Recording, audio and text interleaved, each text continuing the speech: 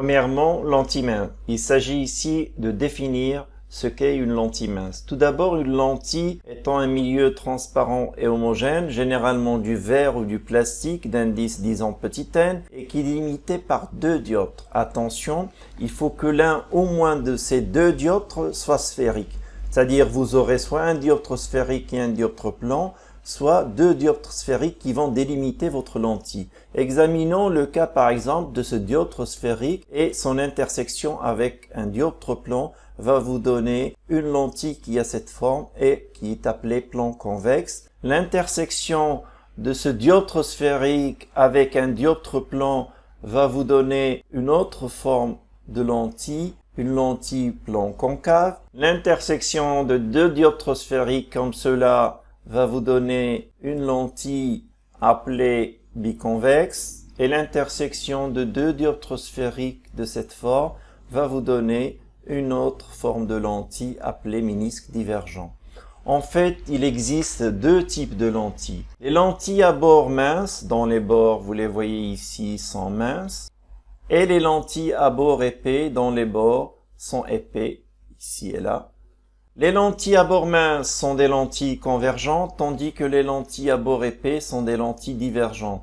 Notez au passage que les lentilles admettent un axe de symétrie, donc qui passe par leur milieu. Symboliquement, la lentille convergente sera symbolisée par une double flèche comme ceci, et la lentille divergente sera symbolisée par des doubles flèches inversées vers l'intérieur, disons, comme cela. L'axe optique d'une lentille, on l'a vu, la lentille étant un système optique centré, donc elle admet un axe de symétrie qui va couper donc la surface des deux dioptres qui la délimitent en leur sommet S1 et S2, et cet axe de symétrie n'est autre que l'axe optique de la lentille. Alors une lentille serait dite mince si son épaisseur E est très faible devant les rayons R1 et R2 des dioptres. Attention, il s'agit de rayons algébriques.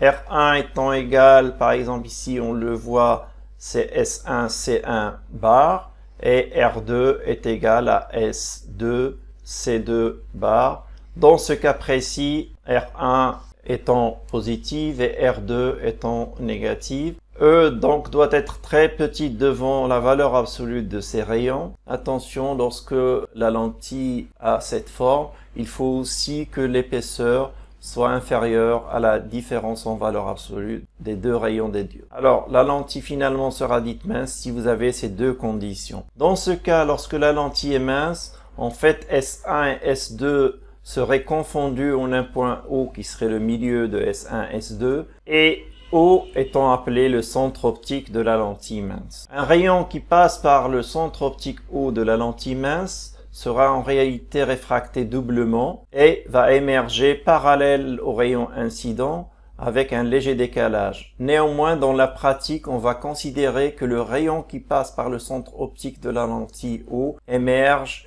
sans être dévié, donc il n'est pas dévié.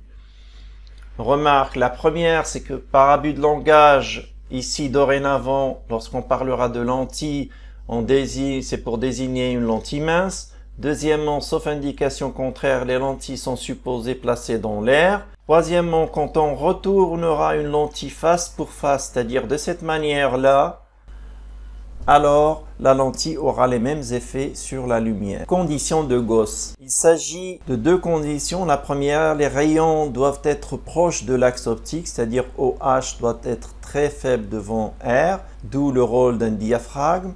Et les rayons doivent être peu inclinés par rapport à l'axe optique, autrement dit alpha de quelques degrés. Vous remarquez que les rayons verts remplissent les conditions ici de Gauss, tandis que les rayons rouges ne remplissent pas les conditions de Gauss. On parle aussi de rayons paraaxiaux. Dans les conditions de Gauss, les lentilles sont alors stigmatiques, c'est-à-dire l'image d'un point est un point, rappelons-le. On parle aussi de correspondance point par point. Elles sont aussi aplanétiques, c'est-à-dire l'image d'un objet perpendiculaire à l'axe optique serait perpendiculaire à l'axe optique. On parle ici de correspondance plan transverse par plan transverse.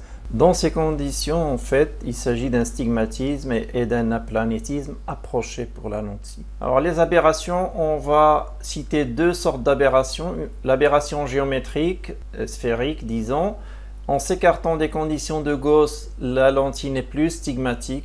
Donc l'image d'un point à l'infini n'est plus un point par exemple. Et la lentille n'est pas aplanétique. Donc l'image d'un objet perpendiculaire à l'axe optique ne va plus être perpendiculaire à l'axe optique. Une autre aberration dont on va parler, c'est l'aberration chromatique. Comme on l'a vu, l'indice petit n va varier avec la longueur d'onde. Rappelez-vous du phénomène de dispersion. Donc, le trajet des rayons lumineux va dépendre de la longueur d'onde. Si vous avez un rayon polychromatique, chaque rayon va converger en fonction de sa longueur d'onde, donc vers un point différent. C'est pour cela que sur cette image, la deuxième en bas, on voit un flou qui est dû à l'aberration chromatique de la lentille.